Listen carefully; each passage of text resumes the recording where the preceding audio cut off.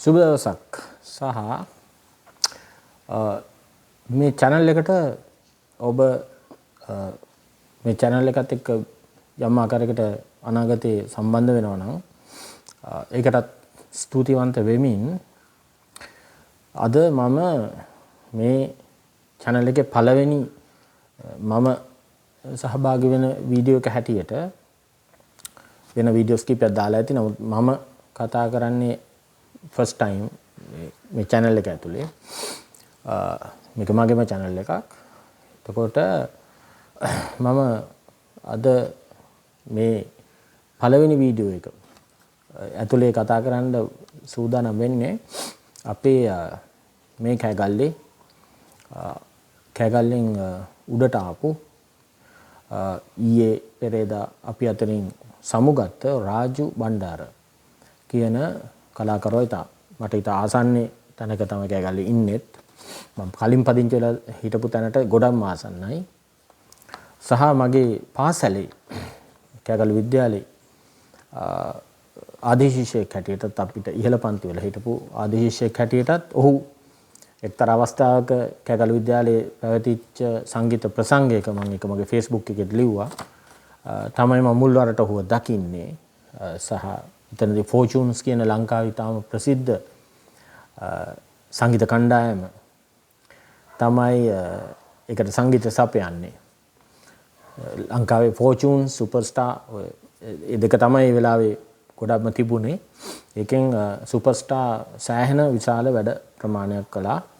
අපිට මතකයි 80 දශකයේ අවසාන වේගන එනකොට 90 දශකයට මේක ලොකු දෙයක්, ලොකු ඉවෙන්ට් එකක්. ඒක මියුසිකල් ඉවෙන්ට් එකක් බවට පත් වුණා. ඉතින් ෆෝචුන්ස් ගහනවා කිව්වහම දන්නව හැමෝම. එතකොට ඔය 80 මැද භාගයේ ඉඳන් එන ගම්මුදා වැඩපිළිවෙලේදී ඔය රණසිංහ ප්‍රේමදාස මහත්මයාගේ ගම්මුදා වැඩපිළිවෙලෙත් ලොකුවට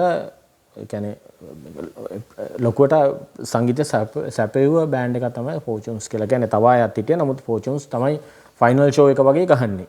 ඒ වගේ ඒ මට්ටමෙන් හිටියා. ඉතින් මේ බෑන්ඩ් එක තමයි ගහන්නේ එදා. එතකොට මට මතකයි මේ මෑතක දැන් මේ බෑන්ඩ්ස් වලට මොකද වුනේ කියන කතාව පස්සේ සන්ෆ්ලවර් විල් ඔක්කොම සලාද කරලා දාලා යනවනේ.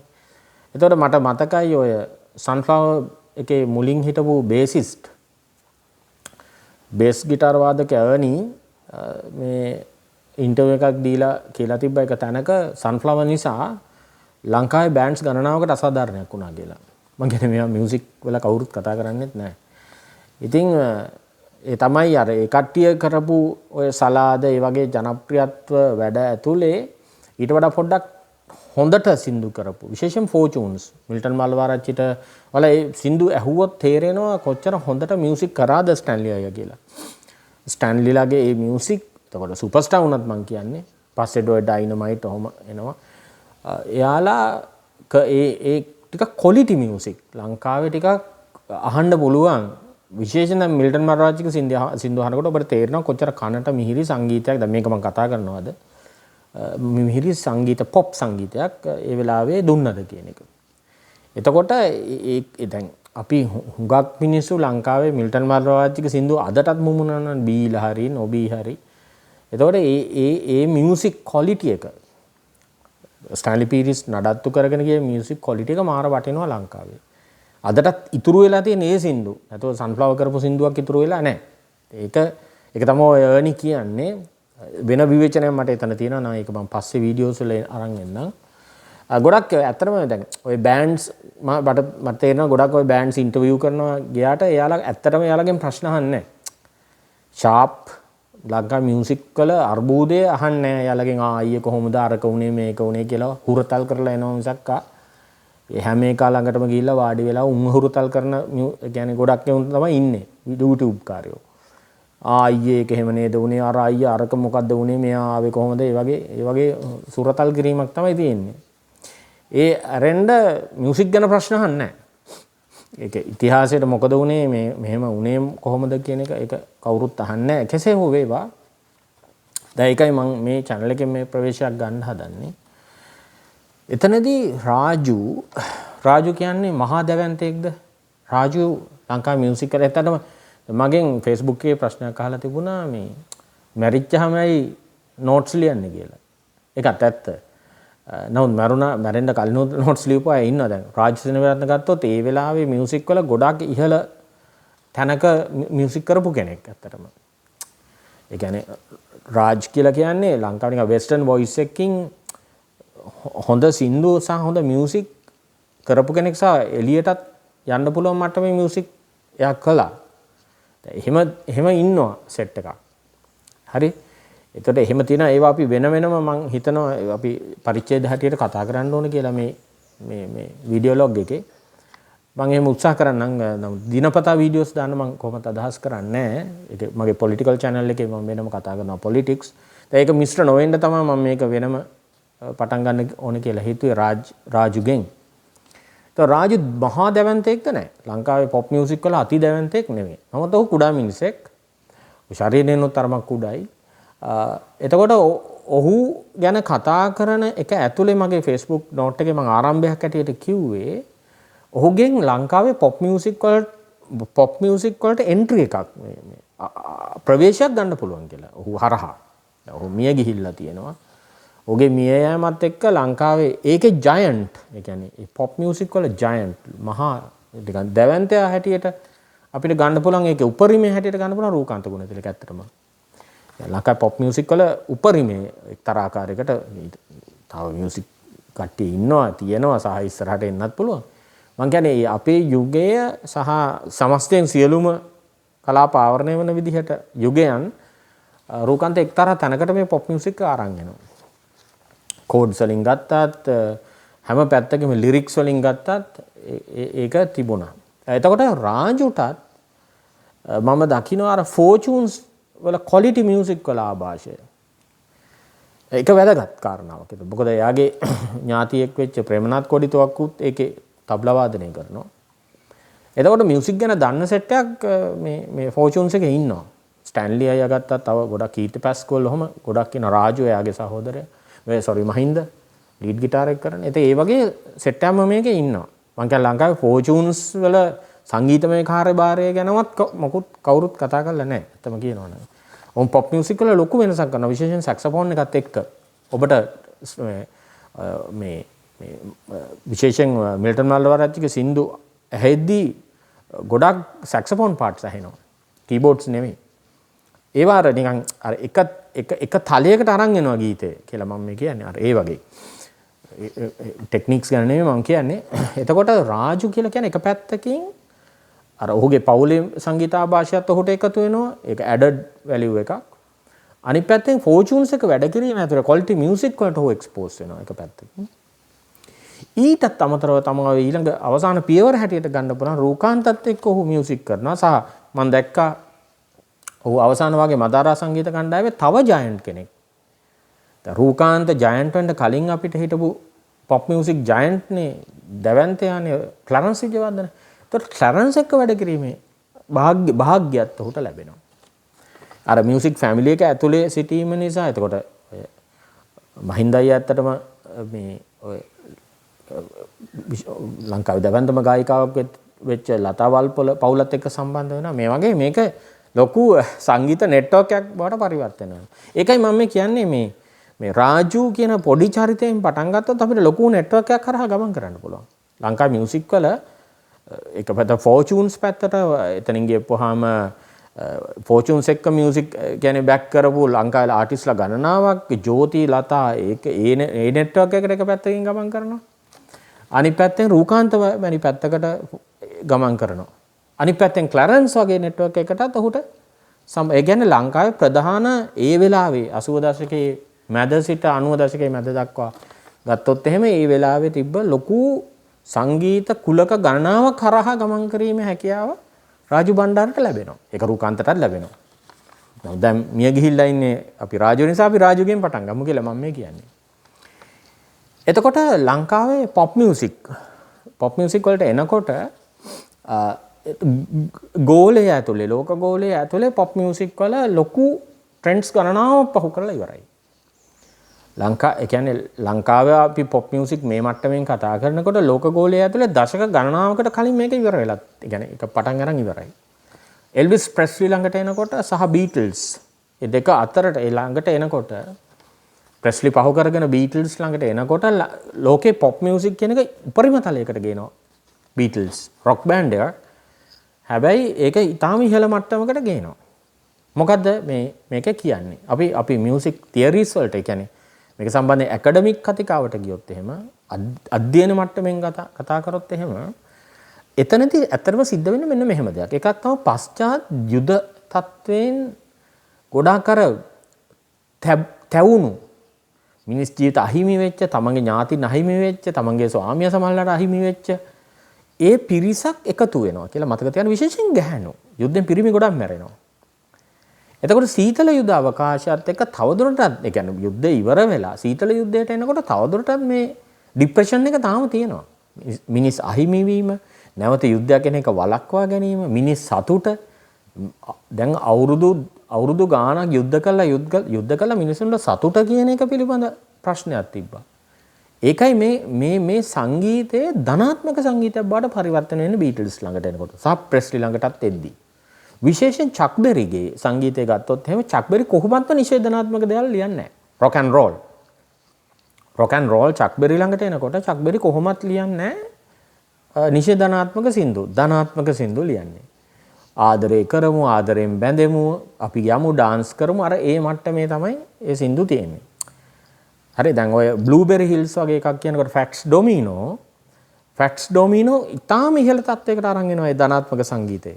ඒ කියන්නේ ප්‍රෙස්ලිගේ සංගීතය හරි ආදරය කරනවා ප්‍රෙස්ලිට. එනිකන් මේ ව්ලාඩිමිර් පුටින්නුත් ඔය සින්දුවම සින් කරනවා. මේ බ්ලූබෙරි හිල්ස්. මොකද හේතුව ඒක හරි ධනාත්මක සින්දුවක්. අපි ඒ කන්ද මුදුනට යමු. අපි හඳ දිහා බලන් ඉමු. මල් දිහා බලන් ඉමු. අපි ආදරෙන් බැඳෙමු. ඒ වගේ එකක් තමයි මේක කියන්නේ. සරල කතන්දරයක්. එතකොට මේ සරල සුව පහසු comfortable convenient ගීත අවකාශයකට ගීත සඳහා ලොකු අවකාශයක් මේ වෙනකොට ගොඩනැගිලා තියෙනවා. සුව පහසු සින්දු අහන්න කනට ප්‍රිය ලොකු අර මේ සංකීර්ණ සංගීතයක් නොවන සරල සංගීතයක්. සරල කියන කතාව පොඩ්ඩක් වැරදි කියලා මට හිතෙනවා. එහෙම නිකන් මිහිරි සංගීතයක් සහ අර ඒක අපිටත් කියන්න පුළුවන්. ඒ සින්දු කියන කෙනත් එක්ක බැඳිලා අපිටත් කියන්න පුළුවන් සින්දු. මිල්ටන්ගේ සින්දු වල තියෙන තත්ත්වය ඒක තමයි. ඒක තමයි මෙහි නිකන් එක්සැම්පල් එකකට ගන්න තියෙන්නේ. එතකොට ඒ වගේ සින්දු වලට තියෙන ගෝලීය ලොකු ඉල්ලුමක් ওই පශ්චාත් යුද සමයේ මේක යුරෝපේ වෙන්නේ ඇත්තටම යුද්ධයත් එක්ක. යුද්ධය නිසා මේ විශාල එන්ටර්ටේන්මන්ට් ඉන්ඩස්ට්‍රි එකකට අවකාශය ලැබෙන්නේ අර තිබ්බ යුද්ධයේ තිබ්බ ගැඹුරු දුක්ඛිත බව අහිමි වීම එක්ක. ඒක සරල කතාවක් නෙමෙයි. මිලියන 30ක ජීවිත අහිමි වීමක් එක්ක ඇතිවෙන දැවැන්ත කාන්සාමය ආතතිමේ තත්ත්වයකට තමයි බීටල්ස් සින්දු කියන්නේ. ප්‍රෙස්ලි සින්දු කියන්නේ. එතකොට ඒ ඩාන්සින් ස්ටයිල්ස් එන්නේත් ඒකයි. අනික් අයටත් නටන්න පුළුවන් වෙන විදිහට චක් බෙරිගේ සින්දු වල, ෆැට්ස් ඩොමිනෝගේ සින්දු වල ඩාන්ස් කරනවා. එතකොට ඒක මම දීර්ඝව තව අවස්ථාව ලැබුණොත් මම තව ඒ උදාහරණ වලට ගිහිල්ලා කතා කරන්න. දැන් මේක කතා නොකරන නිසායි මම මේක හිතුවේ කතා කළ යුතුයි කියලා. එතකොට ලංකාවේ මියුසික් මොකක් හරි වෙන්නේ නැත මේක අපි කතා කරනකොට. එතකොට අපි රූකාන්ත හරහා දකින්නේ සහ ලංකාවේ සරල ගීත ඔය ප්‍රියා සූරියසේන එයාලගේ සින්දු වලට එනකොටත් අර ඒක තියෙනවා ගොඩක් දුරට. ඒක සරල බව සහ අනික් අයට කියන්නේ අහන්න ප්‍රිය ගතිය සහ එකත් එක්ක සිංක් බැඳෙන්න පුළුවන්කම එන්ගේජ්මන්ට් සෝං එක විතරක් තිබිලා මදි. ඉස්සර අපි ගන්නකො දැන් අපි අමරදේවගේ සින්දුවක් ගත්තොත් ඒක අහන්න පුළුවන් අපි බැඳෙනවා තමයි. නමුත් ඒකට පාටිසිපේට් වෙන්න බෑ. ඒ කියන්නේ සින්දුවත් එක්ක පාටිසිපේට් වෙනවා කියලා එකක් තියෙනවානේ. අපි සහභාගී වෙනවා සින්දුවට. හරි? අපි බ්ලූබෙරි හිල්ස් කියනකොට අපිත් කියනවා. දැන් ඒකේ නිකන් පෝස්ට් මොඩර්න් කෑල්ල තමයි දැන් බෲස් ස්ප්‍රින්ග්ස්ටීන් කියනකොට කෑල්ලක් අපිට කියන්න ඉතුරු කරනවා. අපිත් කියනවා එඩි ග්‍රාන්ට් අර මේ සිං කරනකොට අපේ කෑල්ල තියෙනවා. මේක හොඳ ලස්සනට ඔය බොහිමියන් රැප්සොඩි ෆිල්ම් එකේ පෙන්නනවා. බ්‍රයන් මේ හදනවා ඔය මේ We Are The Champion වගේ සින්දුවක් හදද්දී ඒක ඒක තනිකර එයාලම නෙමෙයි හදන්නේ. එයාලටම නෙමෙයි හදන්නේ. ඒ බීට් එකත් එක්ක අනික් අයට සිං කරන්න පුළුවන් වෙන විදිහට, ක්ලැප් කරන්න පුළුවන් වෙන විදිහට, අත්පුඩි ගහන්න පුළුවන් වෙන විදිහට තමයි ස්ට්‍රක්චර් එක හදන්නේ. එතකොට මෙන්න මේක ජනප්‍රිය සංගීත ආකෘතිය කියලා අපි කියන ෆෝම් එක කියලා කියනවා. මේක තමයි ජනප්‍රිය සංගීත ආකෘතිය. ඉතින් අපි රාජු ගැන කතා කරනකොට රාජුගේ අපි සින්දු අපි කීපයක් ගමු. මම ඒකට කැමති සින්දු නිකන් අපි 3ක් විතර මම ඒකට පාවිච්චි කරන්නම්. එකක් ප්‍රධාන සින්දුව හැටියට රෝසමල් කුමාරී මම ටිකක් ආස සින්දුවක්.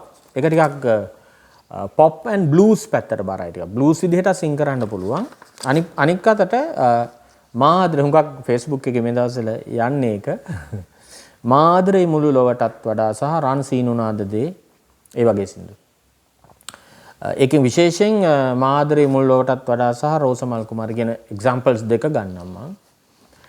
ඒකේ ඔය මං කියන කාරණාව එකක් තමයි සින්දුවට බැඳෙන්න පුළුවන්කම සහ සින්දුව සරල වීම. දැන් උදාහරණයක් හැටියට ගත්තොත් එහෙම මා ආදරේ මුළු ලොවටත් වඩා. ඒක නිකන් අපි හැමෝම නිකන් ලියුමක ලියන කැලලක් නේ. මං ඔයාලට මුළු ලෝකෙටත් වඩා ආදරේ. ඕකනේ කියන්නේ. මං ඔයාලට මේ මුළු ලෝකෙටත් වඩා ආදරේ. ඔයා මට මේ මුළු ලෝකේ තරම් ආදරේද? අර එහෙම කැලලක් එනවනේ. ඉස්සර. එතකොට ඒකම තමයි තාම සරල විදිහට ඒකම කියන්නේ. මා ආදරේ මුළු ලෝකටත් වඩා. මුළු ලෝකෙටත් වඩා මන් ලෝකට ආදරේ කියන එක මා ආදරේ මුළු ලෝකටත් වඩා. ඊළඟට තව කැලලක් එනවා මං කාටවත් නෑ එහෙම කියලා. මා කාටවත් නෑ ලෙසින් කියා. එතකොට අර මං බලන්න ලියුමක ලිව්වොත් එහෙම මං වලට ලෝකෙටත් වඩා ආදරෙයි. හැබැයි මං ඒක කාටවත් තාම කියලා නැහැ කියලා. ඕක තමයි කියන්නේ. මේක වෙන කිසිම සංස්කෘතියක් නැහැ. අපබ්‍රංශයකුත් නැහැ. පැටලවිල්ලකුත් නැහැ. පැරඩොක්ස් එකකුත් නැහැ. මොකුත් නැහැ. ඒක සරලව කියලා දානවා මා ආදරෙයි මුල් ලොවටත් වඩා මා කාටවත් නැහැ ලෙසින් කියා. එතකොට හරිම සරලයි. එතකොට මේ කෑල්ල අපිට කියන්න පුළුවන්. මේ කෑල්ල අපිට මතක තියාගන්න පුළුවන්. මොකද ඒක රෙපිටිටිව්. අපි තුළ නිරන්තරයෙන් තියෙන කෑල්ලක් ඒක භාෂාවේ. අපි භාෂාව නිකන් උඩින්ම පාවිච්චි කරන වචන දෙකක් ලියුමක. එතන ඒ නිසා ඒකේ තියෙන සරල බව සහ රෙපිටිටිව්. නැවත නැවත පුනරුච්චාරණය කරන්න පුළුවන්. නැවත නැවත කියන්න පුළුවන් වීම. ඒ සින්දුවේ සාර්ථකත්වයට බලපානවා. දැන් මේකම තමයි බීටල්ස්ලා කරන්නේ. බීටල්ස්ලා කරන්නේ මේකම තමයි පොඩි කෑලි I love you වගේ පොඩි කෑලි ටික මෙහෙම රිපීට්. බඩි හෝලි ගත්තොත් එහෙමමයි. අර ඔයාට මං ආදරේ ඔයා මට ආදරේද? I love you do you love me? ඒ වගේ කෑල්ලක් දිගට යනවා සින්දුවේ. එතකොට මේක හැමෝටම එකතු වෙන්න පුළුවන්. හැමෝටම මතක තියාගන්න පුළුවන්. එතකොට හැමෝටම අර වදින කෑල්ලක්. ඒ සරල බව. ඒක. දැන් මේක වෙන ਵਿਚාරමයකට ගේන්න පුළුවන්. මේක විතරක් කියලා හරියනවද? ආදරය කියන්නේ එහෙම එකක්ද කියලා මාක්ස්වාදී පශ්චාත් මාක්ස්වාදී ਵਿਚාර වෙනම තියෙනවා. ඒක ඇද්ද? ඒක ප්‍රමාණවත්ද? නැහැ. ඒක ප්‍රමාණවත් නොවන නිසා බීටල්ස්ලාගෙන් ඔබට යනවා රෝලින් ස්ටෝන්ස්. එයාලා ඕවා කියන්නේ. එයාලා බීටල්ස් කිව්ව ඒවා කියන්නේ නැහැ. එයාලා ඒවා සැලකුවෙන් කියන්නවත් හොඳ නැති සින්දු හැටියට. බීටල්ස්ලා දවසක් මේ කියන්නේ එයාලා අර rock and roll hall of fame එකට ඉන්ට්‍රොඩියුස් කරන මික් ජැගර් කියනවා දෙයි හාමුදුරනේ මේ ලිවර්පූල් වලින් ආපු මුන් කවුද කියලා අපි ඒ කාලේ කල්පනා කරා. මොකද එයාලා සිටි බොයිස්. නගරේ ටිකක් අර නගරයට විවේචනාත්මක සින්දු කිව්ව කොල්ලෝ සෙට් එක බ්ලූස් බෑන්ඩ් එකක් කියලා අනිත් එක. අදටත් රොක් ඇන්ඩ් රෝල් කියලා රොක් කියලා කියන්නේ නැහැ යාලා බ්ලූස් රොක් කියලා කියන්නේ. එතකොට ඒක එතකොට ඒ කියන්නේ යාලා එම මුල් කාලේ ගණන් ගත්තේවත් නෑ මේ යක්කු ටිකව. නමුත් ලෝකේ පුරාම අර මං කිව්ව අර මහා සාගරයක් වගේ තිබුණ අර සංස්කෘතිය සම්බන්ධයෙන් තිබුණ දැවැන්ත හිස් බව ඇතුළට. ඒ කියන්නේ මිනිස්සුන්ට සුදු කොල්ලෝ කෙල්ලන්ට ගිහිල්ලා නටන්න සින්දු කියන්න තැනක් නැහැ. සින්දුවක් නැහැ. තිබ්බේ කල්ලන්ගේ මියුසික් ටික විතරයි. ඒක කල්ලෝ තමයි මේක ඇත්තටම මේ මට්ටමට ගේන්නේ. දැන් සෑම් කුක් ගත්තොත් එහෙම ලස්සනම සින්දු කියනවා. හැබැයි සෑම් කූක් එක තැනකදී කියනවා මට කියන්න පුළුවන් සීමාවක් තියෙනවා කල්ලෙක් නිසා. මං අර පොඩ්ඩක් සෙක්ෂුවැලිටි ගැන කිව්වොත් මම ලිංගිකත්වය ගැන කිව්වොත් එම් පොලිසිය ඇවිල්ලා මාව කුදලාගෙන යනවා. ගිහිල්ලා හිරේ දානවා මුන් මාව. ඒක නිසා මට කරන්න බෑ. මට කරන්න බැරි දුර ඔබ යන්න කියලා ප්‍රෙස්ලිට කියනවා. එල්විස් ප්‍රෙස්ලිට. ප්‍රෙස්ලි තමයි ඊට පස්සේ ඒක අරන් එන්නේ සුද්දෙක් වීම නිසා උටයි අරිට වඩා දෙයක් කියා ගන්න පුළුවන්. මං කියන්නේ මිලියන ගාණක් එල්ලකොල්ල පස්සෙන් එනවා. එක පිස්සුව ක්‍රේස් එකක් බවට පත් වෙනවා. උමතුවක් බවට පත් වෙනවා. ඒක යුරෝපේ. එතකොට ඒ සරල බවට. ඒක තමයි පොප් මියුසික් මෙහෙම තමයි එන්නේ. එතකොට මේක ඇතුළට ධනවාදය එනවා. ඒ ධනවාදයේ ආර්ථිකයේ ධනවාදයේ සංස්කෘතික ප්‍රකාශනයේ බවට මේ පොප් මියුසික් පත් වෙනවා. එල්විස් ප්‍රෙස්ලි, බීටල්ස්, අනික ඔක්කොම බෑන්ඩ්ස් එයාලගේ සංස්කෘතික ප්‍රකාශනයේ බවට පත් වෙනවා. මේවා. ඉතින් එක්සත් ජාතික පක්ෂය වෘත්තාර්ථික ආර්ථිකය හඳුන්වලා දුන්නට පස්සේ ඔවුන්ගේ ආර්ථිකයේ ප්‍රකාශනය ඔවුන්ගේ සංස්කෘතික ප්‍රකාශනය බවට පත් වෙන්නේ මේ පොප් මියුසික්.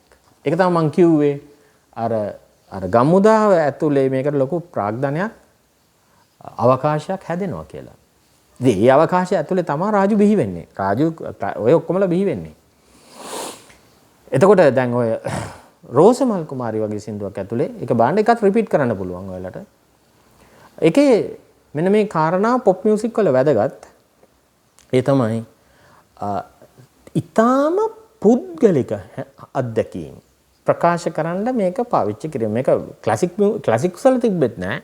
මේක මීට කලින් මියුසික් වල අඩුවෙන් තිබුණේ. පොප් වලින් තමයි සෑම් කුක් වගේ කෙනෙක් තමයි මේක ගේන්නේ ලෝකෙට.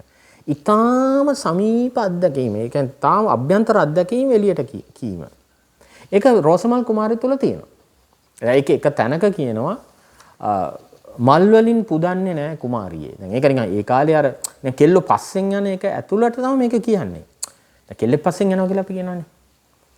يعني ඒක ටවුන් එකේ හරි වෙන ඉස්කෝල එකේ නිකන් කෙල්ලක් පස්සෙන් යන එක වෙනුවට කියන්නේ ඒක වෙන ට්විස්ට් එකක් ඒකේ තියෙනවා. මම ඒකට හරි ආසයි. දැන් මල් වලින් පුදන්නේ නැහැ කුමාරියේ ගීතිකා ගයන්නේ නැහැ කුමාරියේ. ඉතින් මං ඒව කරන්නේ නැහැ උඹට. හරිද? එහෙම ඒ නිසා මේ අර එහෙම නිකන් අර වන්දනා කරන කෑල්ලකට එන්නේ නැහැ. ඒක හරි කවිත්වයක් තියෙනවා ඒකේ. එතකොට මගේ හිතේ ඇඳෙන්නේ නැහැ කුමාරී. ඒ නිසා මගේ හිතේ නැහැ එහෙම. හැබැයි දෙවෙනි එකට එනකොට එයා කියනවා මම වගේ ඒකේ වේදනා ගන්න එපා නගේ. හරි ඔය නගේ කියන කෑල්ල හරි මලක් වෙලා ඉන්න ඔබ ලෝවේ කියලා එහෙම කියලා කියන්නේ පරාද වෙන්න එපා මම වගේ. නගේ ඔබ මම වගේ පරාජය වෙන්න එපා කියන එක නගේ. මෙන්න මේ කෑල්ල වටින කෑල්ලක් කියලා මම කියන මේ සෝං එකේ ඔය නගා කියන කෑල්ල තියෙනවනේ. නගේ කියන්නේ නංගි කියන එකේ අපි ඒ කාලේ කිව්ව කෑල්ලක් තමයි නගා කොහොමද? නගේ කොහොමද? ඉතින් කැම්පස් ඇතුළෙත් ඕක තියෙනවා. නංගි මල්ලි කතාව. එතකොට නංගි කියන එකට වඩා පොඩි සමීප කෑල්ලක් නගා කොහොමද? නගා කියන එක ඇතුළට ඇවිල්ලා දරුවකම එක ලියනකොට ඒ කෑල්ල ගන්නවා. ඒ කියන්නේ නංගියේ කියන්නෙත් නැහැ. අර සම්භාව්‍ය ලියවිල්ලක තියෙන නංගියේ ඒක නැහැ. ඒක නෙමෙයි. ඒ වෙනුවට ඊට වඩා පහළට පාරට ඇවිල්ලා නගා ගේනවා. කියන්නේ නගා හොඳින් ඉන්න කියන එක. ඒකෙම හොඳ බැස. ඒකත් හරි පොසිටිව්. කියන්නේ ඒකත් හරි ධනාත්මක පණිවිඩයක් රූක ගේන්නේ එතන. ඔබ මට හම්බ වුණත් නැතත්, මගේ හිතේ ඇඳුනත් නැතත්, මොනවා වුණත් නැතත් ඔබ හොඳින් හිටපන් මේ ලෝකේ කියලා එකක් ගේනවා. පරාජය වෙන්න එපා නගේ කියලා. ලෝකේ පරාජය වෙන්නේ නැතුව හිටපන් කියන ධනාත්මක පෞරුෂ පණිවිඩය ගේනවා. ඒක තමයි මේකේ වටින්නේ. ඒක තමයි රෝසමල් කුමාරි වටින්නේ. ඒ රුවන් සඳෑ කුමාරි. ඒ රුවන් සඳෑ කුමාරිට කියන්නේ හවසට එළියට එන කුමාරිට කියන්නේ. කුමාරියක්. එයාට කියනවා පරාද වෙන්න එපා කියලා. නගාට බොහොම සමීපව තාම ළඟ වචනයක් පාවිච්චි කරලා තමයි ඒක අන්න ඒක තමයි මම කියන්නේ හරියට ඉන්ඩිවිඩුවල් ෆීලිං එක. ඒ කියන්නේ තාම ළඟ හැඟීමක්. තාම ළඟ හැඟීමක් තාම සමීප හැඟීමක් තමයි එළියට කියන්නේ. මේක තමයි පොප් මියුසික් වල මේ ලෙවල් එකට මේක ජනප්‍රිය වෙන්න හේතු වෙන්නේ. එතකොට මාදරේ මුල්ලෝකට වඩා මම මීට කලින් කිව්වා ඒ වගේ අනික් සින්දු කීපෙම ගත්තත් ඔහුගේ ජනප්‍රියම සින්දු 4-5ට ගත ඊට වඩා නැහැ. ඒ 4-5ම ගත්තත් මේ ආකෘතිය තියෙනවා. මේක පිටිපස්සේ අර රූකාන්ත ඉන්න නිසා අර ලිරික්ස් වල සම මියුසික් වල රූකාන්ත ඉන්න නිසා ඒ හඬම ඇහෙනවා අපිට. ඒ කියන්නේ රූකාන්තර ප්‍රවේශ වෙන්න ලේසි රාජු හරහා ඒ නිසා. ඒ කියන්නේ මේ songs වල තියෙන අර poetic quality එක කවි කාව්‍යමය ගතිය හරහා අපිට රූකාන්තට එන්න පුළුවන්. ඒ කියන්නේ රූකාන්ත ලංකාවේ pop music අරන් ගියා නම් ඉහළටම අපිට රාජු හරහා මාවතක් හදාගන්න පුළුවන් රූකාන්තට ඇතුල් වෙන්න. මේ සින්දු කීපේ හරහා. ඒකට මම මේ කියන්නේ අර මේ ලිරික්ස් හරහා ගත්තොත් එහෙම අපිට ලොකු මේ කියන්නේ පුද්ගල අත්දැකීමක්. තාම සමීප තමන්ගේ අත්දැකීම් එළියට ප්‍රකාශනය කරන ගොලීය ආකෘතිය පොප් මියුසික් වල හදාරන්න ලොකු අවකාශයක් සැලසෙනවා. විතරක් නෙමෙයි ලංකාවේ පොප් මියුසික් කොහොමද මේ එක්සත් ජාතික පක්ෂ මේ කාලේ ඇතුලේ දැන් මේකේ අනිත් පැත්ත තියෙනවා. දැන් මේක මෙහෙම තිබ්බට දැන් අද කට්ටිය පෝස්ට් දැම්මට මේකට ලොකු විරෝධතා රැල්ලකුත් ඒක ඔය විශේෂයෙන් නිහාල් පිරිස ආරම්භ කරපු ජනප්‍රිය සංස්කෘතිය පිළිබඳ කතාව. බොහොම එරෙහිව තමයි අනික් වමේ දේශපාලනේ පවා තිබ්බේ. මේ දැන් මේක පැහැදිලි රාජුලා දකුණට බර වෙන්නේ. ඒ කියන්නේ එක්සත් ජාතික පක්ෂයේ ප්‍රමුඛ ඒ කට්ටිය ආව දේශපාලනේ ප්‍රාග්ධන දේශපාලනේ පැත්තේ මේක ඉන්නේ ස්ටැන්ලි ලගේ හෝචුන්ස් රූකාන්ත එයාලා එතන ඉන්න හේතුව වෙන්නේ අරක. මොකද ඒකට ප්‍රාග්ධන එන්නේ මේ පැත්තෙන්. සහ ඒකට අවකාශය සලසන්නේත් එයාලා. හරි නිකන් ජිප්සීස් එක ඒත් එහෙමයි. ජිප්සිස් ගැන අපි වෙනම කතා කරමු. ඒත් එහෙමයි. ඒ ප්‍රාග්ධන අවකාශයේ තමයි එයාලා ඉන්නේ. එතකොට ඒ පැත්තට තමයි ඒක බර වෙන්නේ. නමුත් වම හිටියේ මේකට එරෙහි. ඒකට වමේ වෙනම කතාවක් තියෙනවා. මේ පොප් සංස්කෘතිය සහ මේ ධනේශ්වරයේ ප්‍රාග්ධන නැගීම සම්බන්ධයෙන් උඩ විවේචනයක් තියෙන නිසා ඕන් මේ පැත්තේ හිටියේ නැහැ. ඉතින් මේ සම්බන්ධ දීර්ඝ සාකච්ඡාව අපි පස්සේ කතා කරමු.